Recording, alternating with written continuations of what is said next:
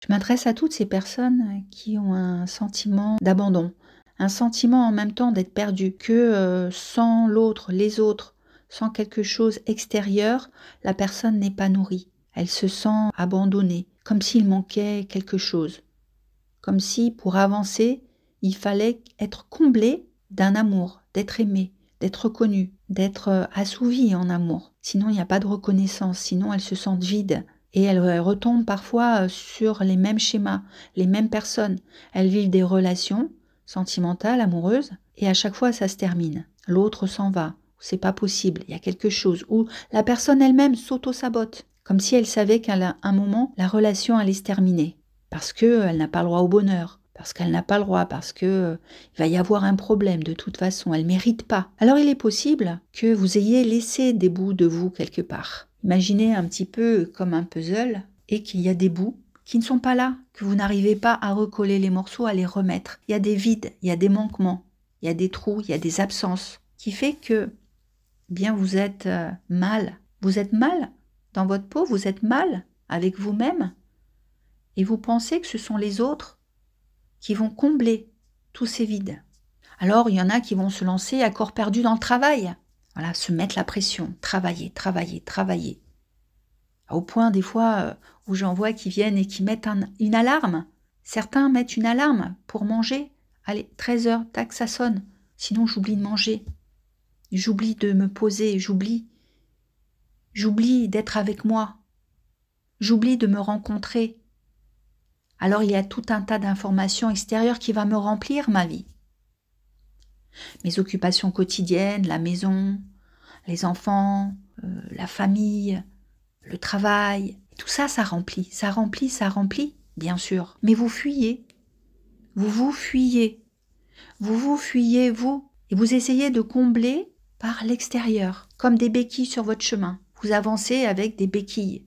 Alors certains, même des hypersensibles, ils vont avoir un regard intrusif sur les autres. Ils vont fixer les gens.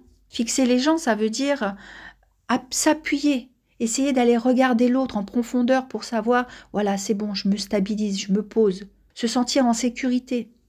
C'est ce que les personnes me disent. Elles véhiculent ce regard sur les autres. C'est une intrusion. L'autre essaye de rentrer, et donc on ne peut pas autoriser l'autre à rentrer. Il faut créer une distance. C'est trop intrusif pour tout le monde qui vit ça.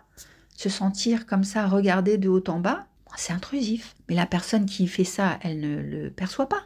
Elle ne le sent pas. Pour elle, elle se sent en sécurité. Ça lui permet de se poser, d'avancer comme si on avait des bâtons de randonnée et on pose, hop, on appuie.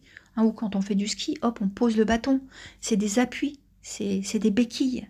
Si on s'en remet aux autres, on se perd. Parce que les autres, ils bougent, ils évoluent. Des fois, ils viennent dans notre vie, ils passent. Il y en a qui restent longtemps. Mais d'autres, ils passent, ça vient, on rencontre les gens dans la rue, on les rencontre de partout, on s'appuie sur soi-même. Pour s'appuyer sur soi-même, il faut déjà récupérer les bouts de soi, qu'on a pu laisser quelque part. Alors je vous invite, si tel est le cas, à aller chercher ces bouts de vous quelque part. Peut-être sur une personne avec laquelle vous avez peut-être vécu durant quelques semaines, quelques mois, voire quelques années, et avec laquelle vous n'êtes plus. Peut-être avec plusieurs personnes. Ça peut être aussi des fois les parents. Ça peut être aussi un lieu. Alors je vous invite à aller chercher des bouts de vous. Voir où ils sont ces bouts. En fermant les yeux, en étant calme, paisible. Il y a des mémoires qui sont restées quelque part. Et donc, il y a un vide que vous pouvez sentir. Mais il y a aussi peut-être des lieux où il s'est passé des choses, des événements. Un lieu de vie, de l'enfance, de l'adolescence, un lieu de vie familial, un lieu de vie tout simplement. Alors, je vous invite à faire ce travail-là. Vous allez aller chercher ces bouts de vous. Je vous explique comment faire. Vous allez partir dans le passé. Vous vous installez confortablement dans un espace où vous vous sentez bien. La tête reposée, si possible, sur un dossier, le corps détendu. Quelques respirations calmes, paisibles. Que la respiration devienne abdominale. C'est-à-dire qu'à l'inspiration, le ventre se gonfle et à l'expiration, le ventre rentre.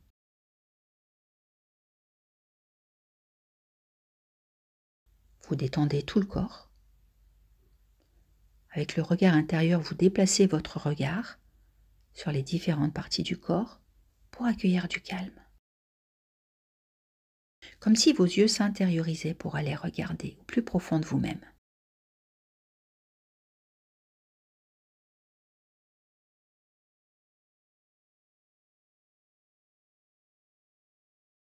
Puis vous observez, vous pouvez ressentir, justement déjà émotionnellement, ce manque, ce sentiment de ne pas être totalement complet, complète.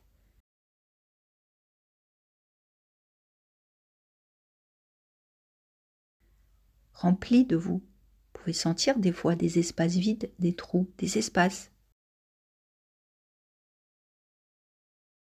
Peut-être mentalement, mais aussi émotionnellement ou physiquement, au niveau énergétique, au niveau des sensations. Ça dépend comment vous percevez les sensations. Mais même déjà, même mentalement. S'il y a des sensations comme ça, des images qui arrivent, parce que c'est votre subconscient aussi qui parle en images, en sensations, en perception.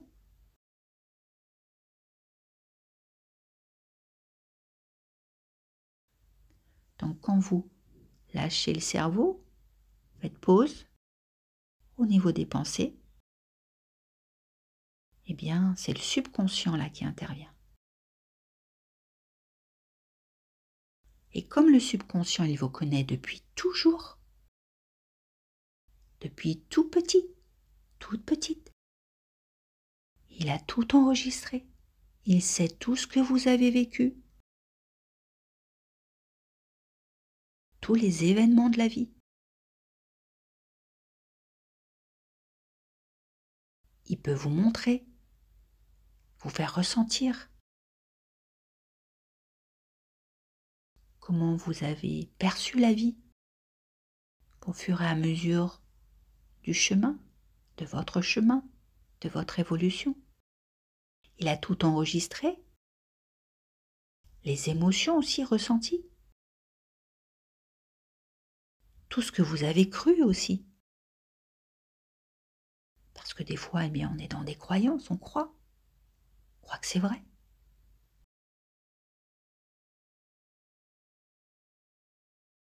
Parce que le subconscient ne fait pas de différence entre la réalité et l'imagination. C'est un enfant de 4 ans qui croit tout ce qu'on lui dit. Donne des suggestions, ou prouve des choses, ou vous font croire, bien vous y croyez.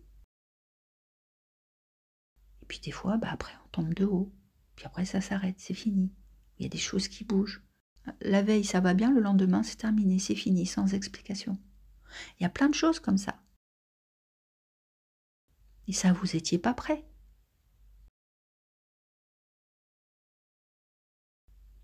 Pourquoi vous n'étiez pas prêt? Parce que vous avez remis votre pouvoir personnel à l'autre. Vous vous êtes désidentifié. Vous avez remis votre pouvoir personnel à l'autre. Comme si l'autre avait un droit de regard plus important que vous-même sur vous-même. Et là aussi, lui aussi, la personne. Cette personne, elle a pu aussi récupérer des bouts de vous. Mais aussi, on peut nous en avoir pris, parce qu'on était d'accord. Donc à présent, vous allez faire ce travail. Ce premier travail, c'est aller chercher les bouts de vous. Je vais vous laisser quelques minutes.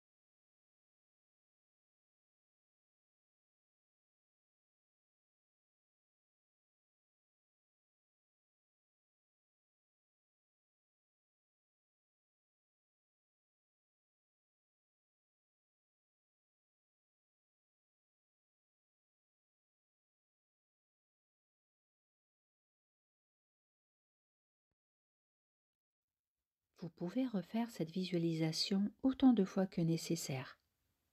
Sentir que vous êtes bien dans votre corps, physiquement, énergétiquement, bien ancré, bien présent à vous-même. Votre conscience est totalement incarnée dans ce corps. C'est le vôtre, il vous appartient à vous seul. Vous l'habitez, vous l'incarnez.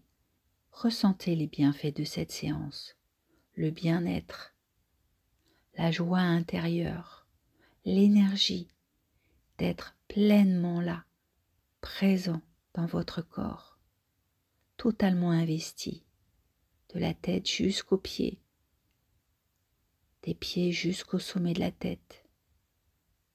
Ressentir cet état de présence. Je vous dis à bientôt et je vous souhaite le meilleur.